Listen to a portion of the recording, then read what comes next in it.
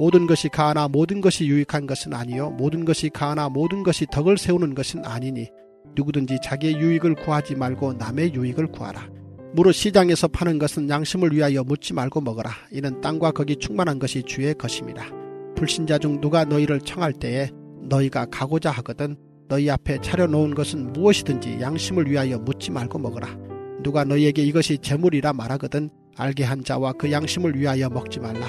내가 말한 양심은 너희의 것이 아니요 남의 것이니 어찌하여 내 자유가 남의 양심으로 말미암아 판단을 받으리요. 만일 내가 감사함으로 참여하면 어찌하여 내가 감사하는 것에 대하여 비방을 받으리요. 그런즉 너희가 먹든지 마시든지 무엇을 하든지 다 하나님의 영광을 위하여 하라. 유대인에게나 헬라인에게나 하나님의 교회에나 거치는 자가 되지 말고 나와 같이 모든 일에 모든 사람을 기쁘게 하여 자신의 유익을 구하지 아니하고 많은 사람의 유익을 구하여 그들로 구원을 받게 하라. 내가 그리스도를 본받는 자 된 것 같이 너희는 나를 본받는 자가 되라. 기도하겠습니다. 하나님, 오늘도 우리에게 모든 것을 할 자유가 있으나 그러나 우리 그리스도인들이 사용해야 될 자유가 무엇인지, 하나님이 우리에게 이 자유를 주신 이유가 무엇인지 오늘도 우리에게 가르치시는 그 하나님의 음성을 오늘도 듣고자 합니다. 하나님, 그리스도인이 내 자유를 하나님 앞에 합당하게 사용할 때 한 영혼이 살지만 또 내 자유가 하나님 앞에 합당하게 사용되지 아니할 때 하나님, 그리스도인은 또 한 사람을 죽이게 됩니다. 하나님, 오늘도 이 자유를 주님의 뜻 안에서 잘 사용하게 하여 주시고 주님과 더불어서 주님을 위하여서 내 이웃을 위해서 내 자유를 사용할 수 있도록 오늘도 이 새벽에 우리에게 길을 보여 주시옵소서. 오늘도 이 새벽에 우리에게 말씀하실 줄 믿사오며 살아계신 예수님의 이름 받들어 기도드립니다. 아멘. 네, 우리가 예수님을 믿으면 그 죄에서, 그리고 죄가 우리를 끌고 가는 사망에서 구원받는 그 내 영혼의 운명이 뒤바뀌는 역사가 일어나는데요. 그러면 그 엄청난 사건이 내 실제적인 삶에 영향을 미치지 않을 수가 없겠죠. 그렇지 않습니까? 그러니까 우리는 그게 믿어지는 사람이잖아요. 원래 나는 지옥에 갈 사람인데, 내가 그 운명이 바뀔 수가 없는 사람인데, 그런데 나라는 사람이 구원을 받았단 말이죠. 예수님이 나를 구원하기에 나 대신 죽으셨다는 거죠. 내 영원한 운명이 완전히 바뀌어버렸다는 거죠. 나는 천국의 주인인 거죠. 여러분, 그 엄청난 사건이 일어났는데 그 사건이 내 삶을 바꾸지 못한다? 내 삶에 그 사건이 아무런 영향을 미치지 못한다? 그거는 그 사람이 정말 내 구원을 믿는지에 대해서도 물어봐야 하고, 그게 실제로 그 사람에게 일어난 일인지도 한번 물어봐야 돼요. 아무런 영향을 미치지 못한다면. 그러나 내가 그게 믿어지고 그게 실제로 일어난 사건이라고 한다면 그거는 내 삶을 바꿀 수밖에 없는 거죠. 그러면 예수님을 믿고 구원받아서 가장 달라지는 게 뭐냐라고 할 때 신약 성경이 유독 강조하는 게 뭐냐면 그것이 바로 자유예요. 여러분, 요한복음 8장 32절에서 사도 요한이 뭐라고 합니까? 진리를 알게 되면 진리는 너희를 자유하게 한다는 거예요. 그리고 고린도서 3장 17절을 보면 이렇게 말합니다. 주는 영이시니 주의 영이 계신 곳에는 자유함이 있느니라 라고 그렇게 말씀을 하십니다. 그러니까 구원의 선물인 진리와 성령님이 우리 안에 임하실 때 그들이 주시는 게 뭐냐라고 하면 그게 바로 자유예요. 그러니까 이렇게 생각을 하시면 됩니다. 그리스도인이 된다라고 할 때 그리스도인에게 가장 나타나는 뚜렷한 표적 중에 하나가 뭐냐? 그게 뭐냐면 그리스도인의 삶에 나타나는 자유예요. 그리스도인은 자유가 있다라는 거예요. 그런데 이 고린도 교회 성도들이 예수님을 믿고 우리에게 자유가 주어졌음을 믿었는데 문제는 뭐냐면 그들이 자기에게 주어진 자유를 행사했더니 교회가 어지러워지고 다툼이 일어나더라는 거예요. 그러면 열매가 그 나무의 정체를 드러낸다고 했는데 그들이 행사하는 자유가 문제와 분열이라는 열매를 맺었어요. 그러면 당연히 우리가 뭐라고 생각해야 되냐면 그 자유가 하나님이 주신 자유는 아니라는 거예요. 뭔가 잘못된 자유를 행사하고 있었다라는 거죠. 그러면 오늘 바울이 다시 정의 내려주는 그리스도인의 자유는 뭐냐라는 거예요. 이거는 쉽게 이렇게 설명을 하면 되는데요, 여러분, 사람이 자기의 돈을 소비하는 이 특정한 영역을 우리는 시장이라고 하거든요. 그런데 전 세계적으로 굉장히 많은 사람들이 자기 돈을 소비하면서 누리고 있는 거대한 시장이 하나 있어요. 그게 뭐냐면 바로 스포츠 시장이에요. 그래서 우리가 생각하는 것보다 스포츠 스타들이요, 돈을 굉장히 많이 법니다. 그럼 제가 하나 여쭤볼게요. 지구상에 여러 스포츠가 있고 여러 이제 선수들이 있는데, 그러면 그 많은 스포츠 선수들 중에 현재 가장 많은 돈을 벌고 있는 그 운동 선수가 누군지 아십니까? 그게 누구냐면 다른 많은 스포츠가 있는데 축구 선수인 리오넬 메시라는 사람이 가장 돈을 많이 벌고 있어요. 이거는 2018년 기준인데, 그러면 이 사람이 1년을 뛰었을 때, 축구를 했을 때 받는 연봉이 얼마인 줄 아세요? 그러니까 보통 우리나라에서 억대 연봉이라고 하면 괜찮은 신랑감이라고 하잖아요. 그러면 이 사람이 1년을 축구해가지고 받는 연봉이 얼마냐? 1189억 원입니다. 1189억 원. 그러니까 사람들이 이 메시가 축구하는 걸 지켜보고 즐거워하면서 1189억 원을 지불하는 거예요. 그러니까 축구를 얼마나 잘하면 사람들이 이 사람이 경기하는 모습을 지켜보면서 그걸 즐거워하겠어요.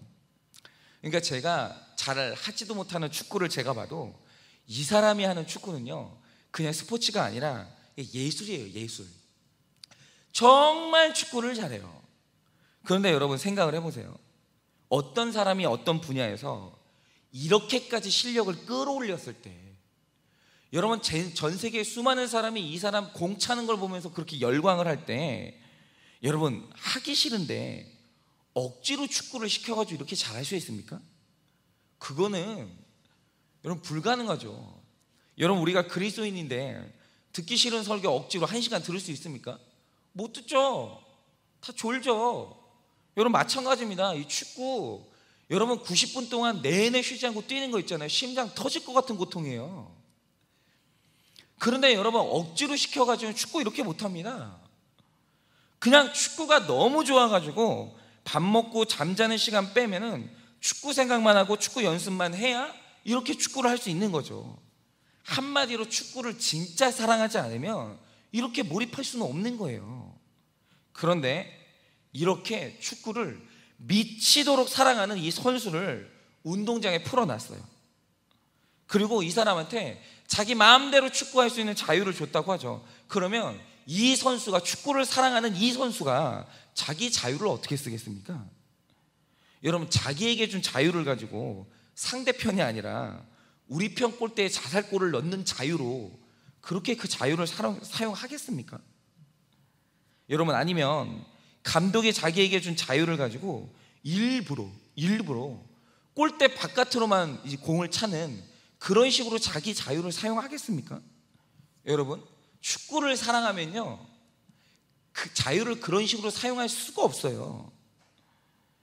여러분, 정말 축구를 사랑하는 사람이라면 자기에게 주어진 자유를 오직 내 공을 골대에 넣는 데 사용할 수밖에 없고, 우리 편이 이기는 데 그 자유를 쓸 수밖에 없다라는 거예요.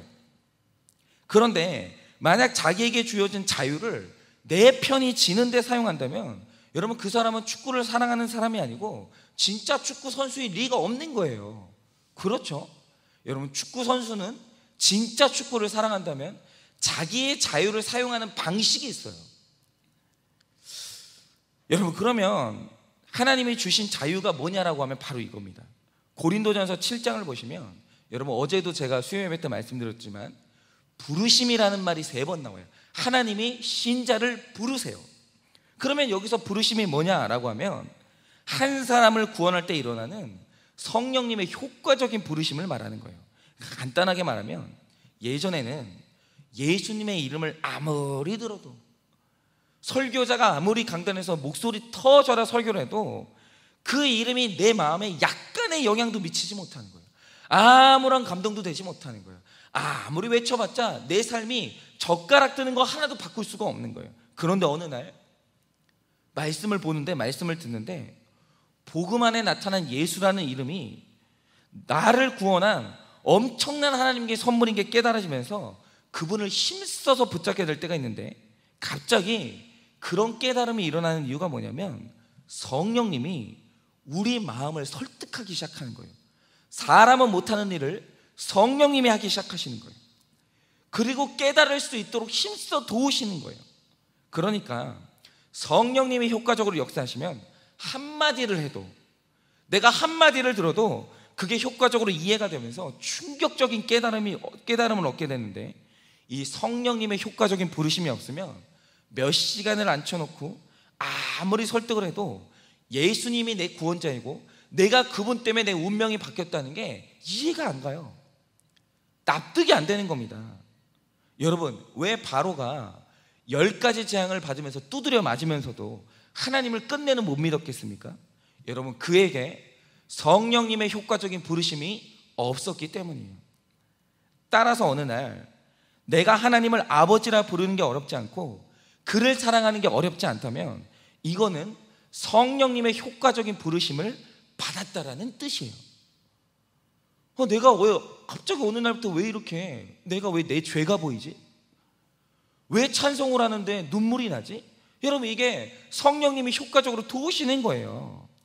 그래서 이 성령님의 부르심에 대해서 고린도에서 1장 9절에 보면 이렇게 말씀을 하시죠. 너희를 불러 그의 아들 예수 그리스도 우리 주와 더불어 교제하게 하시는 하나님은 미쁘시도다 라고 하십니다.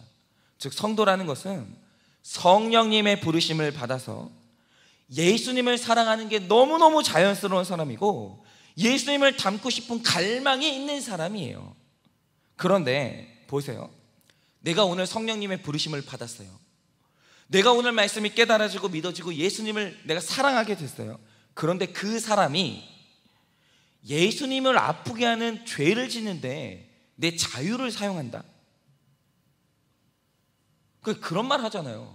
당신은 앞으로 어떤 실수를 저지르고 어떤 죄를 저질러도 당신의 구원은 취소되지 않는다라고 했을 때, 아니, 나에게 이렇게 은혜를 베푸신 분이 있어? 내가 오늘부터 주를 위해서 살리라 라고 말하면 올바른 자유거든요. 근데 어느 날 이렇게 생각하는 거예요. 그래? 내가 어떤 죄를 지어도 나는 지옥에 안 가? 그럼 내가 오늘날부터 좀 마음 놓고 마음껏 술 마시고 내가 마음껏 죄를 지어도 되겠네 라고 생각을 한다면, 여러분, 그것은 그 안에 성령이 없는 거예요. 여러분, 그리고 성령을 받은 사람이 내 자유를 가지고 예수님의 몸인 교회를 무너뜨리는데 그 자유를 사용한다? 여러분, 그것 또한 있을 수가 없는 일이에요. 만약에 연약해서 내가 그런 실수를 저질렀다 하더라도 그 마음 가운데 그게 심각한 고통이 돼서 밤새도록 죄책감 가운데 시달리다가 회개하고 돌아오게 되어 있다라는 거예요. 따라서 그리스도인의 자유라는 것은 뭐냐면 죄의 속박으로부터 자유이고 복수와 미움으로부터 자유이고 사탄이 주는 거짓말로부터의 자유예요. 그리고 진짜 신자는 이 자유를 주님의 몸된 교회에 덕을 세우는데 내 자유를 사용하도록 되어 있고 하나님을 기쁘시게 하는데 내 자유를 마음껏 사용하게 되어 있다라는 거예요. 따라서 오늘 말씀에서 바울이 드는 예가 뭡니까? 기본적으로 우리는 뭐든지 먹을 자유가 있어요.